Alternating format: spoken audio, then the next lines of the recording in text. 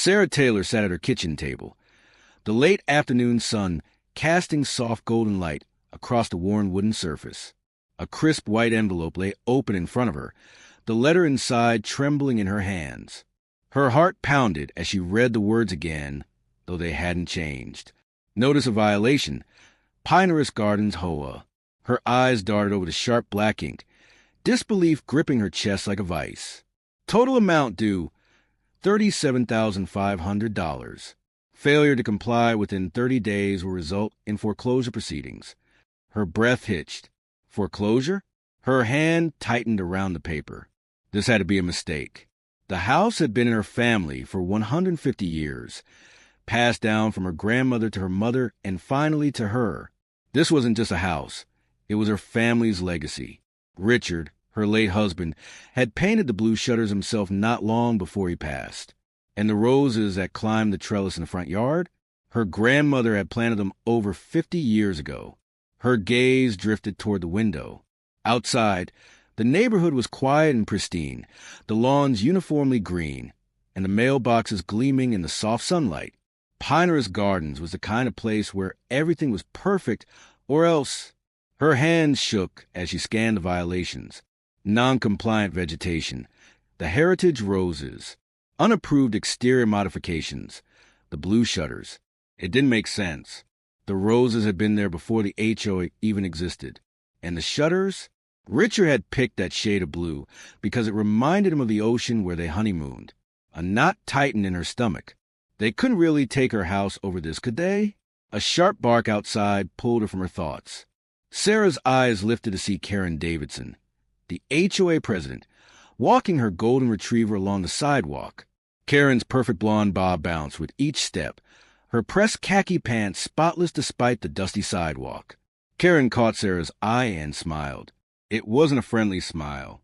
"Oh, Sarah," Karen called, her tone sugary sweet. "I see you got the notice." Sarah's mouth went dry.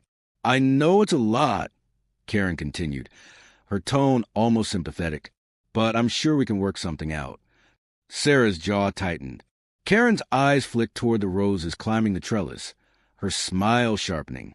"We'll talk soon," Karen said, her eyes glinting with something cold beneath the warmth. As Karen strolled away, Sarah's hands curled into fists. A sinking feeling settled in her gut. This wasn't about roses or shutters. This was about control. The next morning, Sarah sat at the kitchen table, her daughter Rebecca sitting across from her. Rebecca's dark hair was pulled into a messy bun, and worry etched deep lines across her face. Rebecca flipped through the notice, her eyes narrowing. $37,500? Sarah nodded. Rebecca's brow furrowed. For roses and shutters? Sarah's throat tightened. It's not about the roses. Rebecca put the paper down and leaned forward. "Mom, this is serious. If they filed a lien, it means they're already moving toward foreclosure."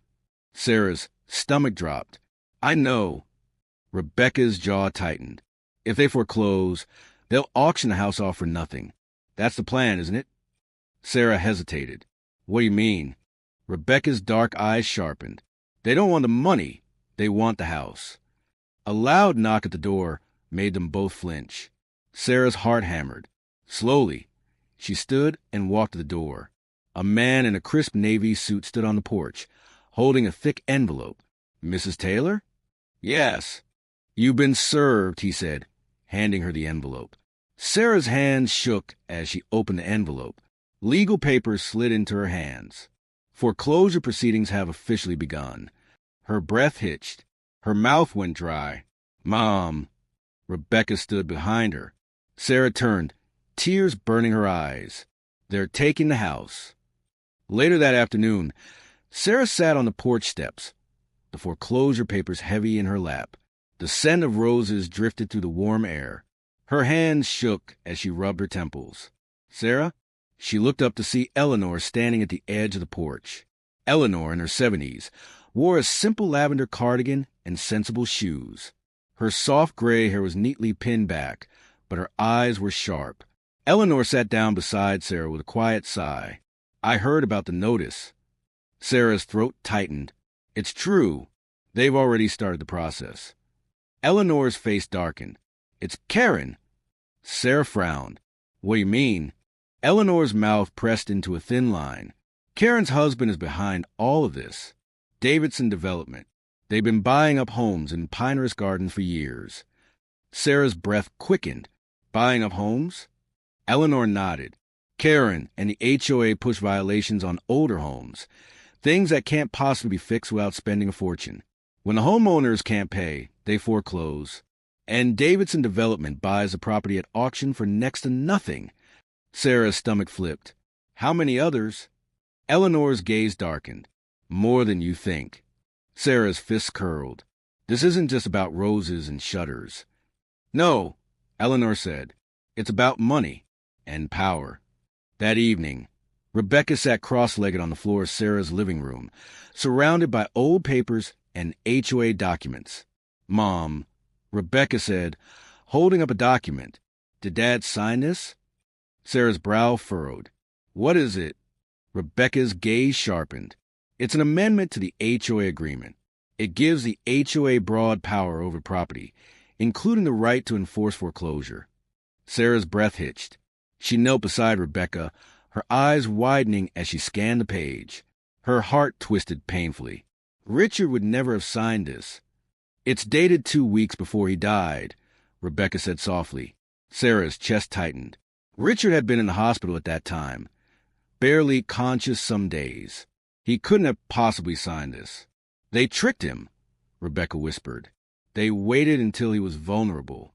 Sarah's vision blurred with tears. Richard had always protected their home. And now, even in death, they were using his name to destroy it. The next morning, Sarah was pruning the roses when Karen's Mercedes pulled into the driveway. Karen stepped out, a bright smile plastered across her face. Sarah, Karen called. Sarah's jaw tightened as Karen approached. I heard about the foreclosure notice, Karen said, her smile widening. I know how hard this must be. Sarah's hand curled around the pruning shears. Karen's gaze drifted toward the roses. It would be such a shame to lose this place. But I have a solution. Sarah's eyes narrowed. What kind of solution? Karen smiled wider. Davidson Development would be happy to buy the house from you. We could even help you find something more manageable. Sarah's blood boiled. No, Sarah said coldly. Karen's smile flickered. Are you sure? This might be your only chance. Sarah met Karen's gaze, fire in her eyes. You're not taking my house. Karen's smile thinned. We'll see about that. Sarah watched as Karen walked back to her car. Her heart pounded with fury. This was her home, and she wasn't going down without a fight. Rebecca sat cross-legged on the floor of Sarah's living room, surrounded by a chaotic mess of papers and old files. The room was dimly lit by a soft glow from the table lamp, and a faint scent of coffee mixed with the dusty smell of old paper. Sarah sat on the couch, holding a wrinkled stack of documents, her eyes bloodshot from hours of reading. There has to be something in here, Sarah murmured, flipping through another HOA notice. Her voice was low and tight, the weight of exhaustion making it crack. Rebecca rubbed her temple, her dark hair falling into her face. We know Dad didn't sign that amendment, but how do we prove it? Sarah sighed, rubbing the bridge of her nose. We need records, something that shows when and how they submitted it. Rebecca sat up straighter, her eyes sharpening. What about the HOA meeting minutes? Sarah's gaze lifted. Would they even keep those?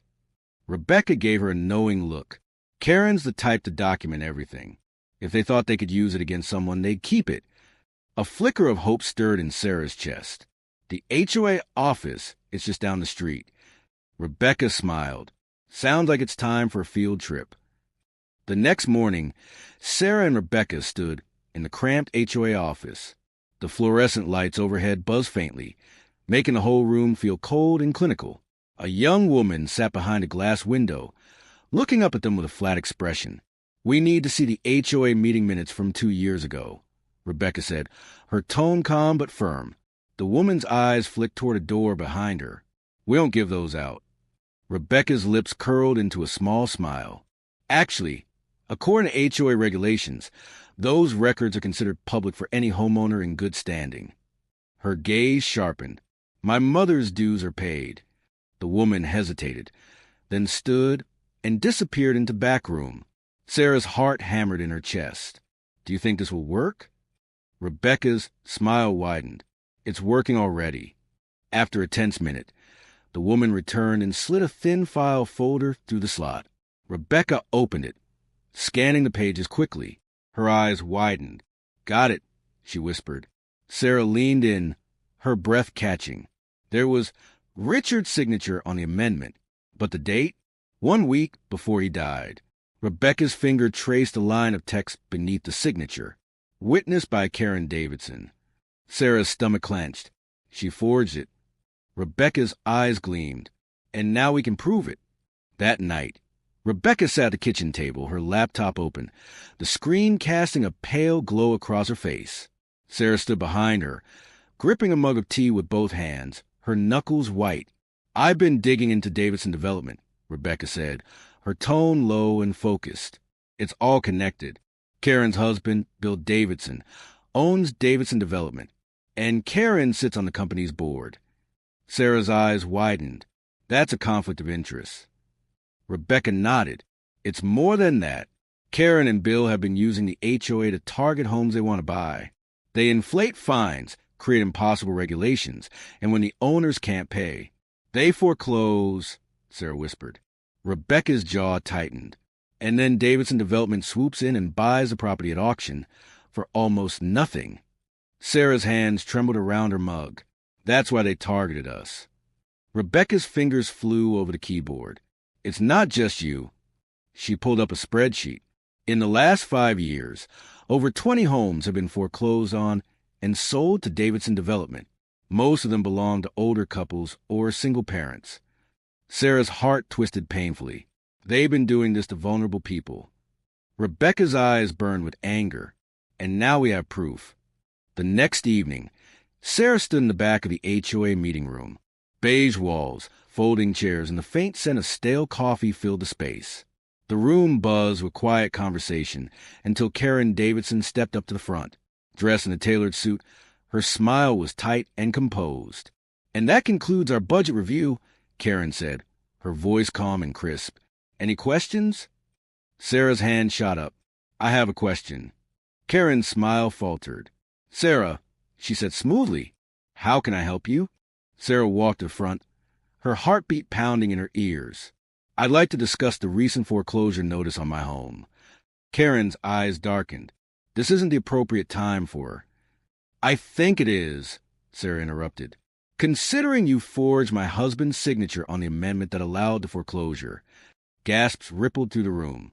Karen's smile tightened. That's a serious accusation. Sarah pulled out the document and held it up.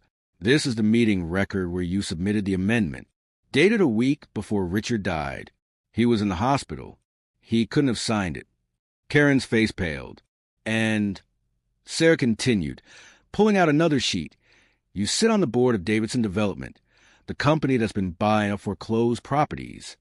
Karen's eyes sharpened. That's a violation of conflict of interest laws, Sarah said evenly. And I've already forwarded this to the mayor's office.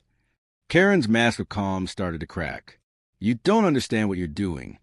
Sarah's eyes flashed. Oh, I understand perfectly. Later that night, Sarah was locking up the house when her phone buzzed. An unknown number. She hesitated, then answered. Hello? Sarah. Karen's voice was low, almost purring. Sarah's stomach tightened. What do you want? Karen's tone was soft and cold. That was quite a performance tonight. But you're making a mistake. Sarah's jaw clenched. No, Karen. You made the mistake. Karen's voice sharpened. You don't know who you're dealing with. This could all go away, you know? Just let it drop. Sarah's grip tightened on the phone. And if I don't? Karen's voice darkened. It would be a shame if something happened to your house. A wiring issue, maybe, or a gas leak. A chill crawled up Sarah's spine. Are you threatening me? Karen's laugh was low and cutting. I'm just saying, houses are fragile. Sarah's breath caught. Stay away from my house. Karen's voice softened. Good night, Sarah. The line went dead. The next morning, Rebecca sat at the kitchen table, scrolling through financial reports. Sarah sat beside her, coffee untouched. "Mom," Rebecca said suddenly, her voice sharp, "come look at this." Sarah leaned over her shoulder. Rebecca pointed at the screen. "I traced Davidson Development's purchases. And—" Rebecca's mouth curled into a grim smile. "Every foreclosure ends with the same law firm handling the paperwork, Davenport and Associates." Sarah's brow furrowed. "That sounds familiar." Rebecca's smile sharpened. "It should. Davenport and Associates is run by Bill Davidson's brother." Sarah's breath quickened. "So they've been laundering the sales to the law firm." Rebecca nodded. "And now we have proof." Sarah's gaze hardened. "Karen's not going to get away with this." Rebecca's eyes gleamed. "Not this time." Sarah stood outside City Hall, clutching the folder so tightly her knuckles were pale. The late afternoon sun was dipping behind a tall brick building, casting long shadows across the steps. Her heart pounded so hard she could feel it in her throat. "You don't have to do this alone," Rebecca said, resting her hand on Sarah's shoulder. Her voice was soft, steady, the kind of voice Sarah had come to lean on over the years. Sarah swallowed hard and shook her head. "It's my fight. I have to finish it." Rebecca's hand squeezed gently. "Then I'm staying right here." Taking a deep breath, Sarah pushed open the heavy glass doors and stepped inside. The cool air swept over her, making her shiver.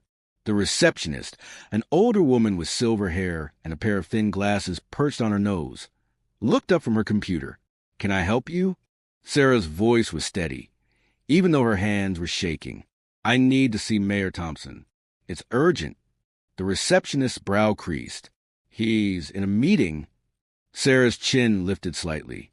"Tell him it's about Karen Davidson and Davidson Development." The receptionist's expression darkened. After a moment's hesitation, she picked up the phone and spoke in a hushed voice. Then she gestured toward the leather chairs against the wall. "Take a seat." Sarah's legs felt stiff as she sank into the chair. Rebecca sat beside her, her hand resting lightly on Sarah's knee. A tense 5 minutes passed before the mayor's office door opened. Mayor Thompson stepped out, adjusting his glasses. He was tall and broad-shouldered, with graying hair and sharp blue eyes that softened when they landed on Sarah. "Sarah?" His voice was warm, almost surprised. "It's been a long time." Sarah managed a faint smile. "Yes, and I wish I were here for better reasons." He stepped aside, holding the door open. "Come in." Sarah sat down across from him and laid the folder on his desk. The mayor opened it, his expression hardening with each passing page. His jaw clenched. "She forged my husband's signature," Sarah said quietly, "then used that to put a lien on my house." The mayor's gaze sharpened. "And Davidson Development bought up every foreclosed property?" Sarah nodded, with Karen leading the charge. The mayor leaned back, exhaling slowly. "This is serious." "It's theft," Sarah said, her voice trembling. "And it's destroying lives." The mayor's eyes met hers, steady and unwavering. "Leave this with me. I need to make some calls." Sarah's breath hitched. "Will you help?" The mayor's mouth pressed into a firm line. "If this is true, Karen's going to have a very big problem." Karen sat in her sunlit office, a glass of white wine resting in her manicured hand. Outside the window, the neighborhood stretched out like a perfectly arranged postcard. Freshly cut lawns, trim hedges, and matching mailboxes. All hers, in a way. Her phone buzzed. Mayor Thompson. Karen's brow furrowed as she answered. "Mayor, what a surprise." His voice was sharp. "Karen, we need to talk." Karen leaned back in her chair, her smile barely shifting. "Of course. About what?" "I've been reviewing some troubling document from the HOA," the mayor said. "Specifically, the amendments you pushed through." Karen's fingers tightened around the glass. "I don't know what you mean." "Forgery, financial misconduct, and using the HOA to line your pockets." Karen's smile froze. "I've seen Sarah's evidence," the mayor said coldly, "and it checks out." Karen sat forward, her pulse spiking. "Those are serious accusations." "They're facts." Karen's lips parted, but nothing came out. Her throat was dry. The mayor's tone darkened. I've already contacted the state attorney's office. Karen's eyes widened. You can't do that. I already did. The line went dead. Karen sat frozen, the glass slipping from her hand and landing with a soft thud on the plush carpet. Her heart hammered painfully against her ribs. For the first time in years, Karen Davidson felt something foreign. Fear. The next day, Mayor Thompson sat behind his desk as Karen strode into his office. She wore a fitted navy suit, her heels clicking sharply on the hardwood floor. A sleek leather briefcase dangled from her hand. Mayor, Karen said with a bright, empty smile. It's good to see you. The mayor's expression didn't soften. Karen opened the briefcase and set it on his desk. Neatly stacked bundles of cash filled the interior. Let's make this go away, Karen said sweetly. The mayor's gaze didn't waver. Are you trying to bribe me? Karen's smile didn't falter. It's not a bribe. It's a solution. The mayor closed the briefcase and stood. You just made things worse. Karen's smile hardened. Think carefully, Mayor. This could benefit both of us. The mayor's eyes flashed. You really don't get it, do you? Karen leaned forward. I'm giving you an easy out. No, Karen. The mayor replied coldly. You're digging a deeper hole. Karen's expression darkened. This isn't over. Yes, Karen, the mayor said, his voice like steel. It is. The next HOA meeting was packed. Neighbors filled the room, some standing along the back wall. The air buzzed with tension. Karen stood at the podium, her smile brittle. Let's begin. Actually, Linda, one of the board members, stood. She held a folder in her hand. Karen's smile thinned. Linda? Linda's voice was steady. We've reviewed your financial records. Karen's knuckles tightened around the edge of the podium. And Linda's voice sharpened. Forged signatures. Misappropriated funds. Direct deposits from Davidson Development into your personal account. A ripple of shock moved through the crowd. Another board member stood. Karen, you betrayed this community. Karen's face reddened. You're making a mistake. Linda's gaze was cold. The only mistake was trusting you. Karen's mouth opened, but nothing came out. You're removed from the board, Linda said. Karen's chest rose and fell rapidly. You can't. We just did. A week later, Sarah stood on her porch, the crisp autumn breeze tugging at her sweater. Rebecca stood beside her, smiling. Sarah held an envelope from the county office in her hands. Slowly, she opened it, her breath catching when she saw the bolded words. Lien removed. Sarah's eyes filled with tears as she handed it to Rebecca. Rebecca smiled softly. It's over, Mom. Sarah wiped at her cheeks. I don't know what to say. Rebecca squeezed her hand. You don't have to say anything. Sarah took a shaky breath and stepped inside. The house was quiet, sunlight filtering through the windows. On the mantel, Richard's framed photo sat exactly where she'd left it. Sarah smiled and ran her fingers along the edge of the frame. I did it, Richard, she whispered. And for the first time in years, Sarah felt like she was home.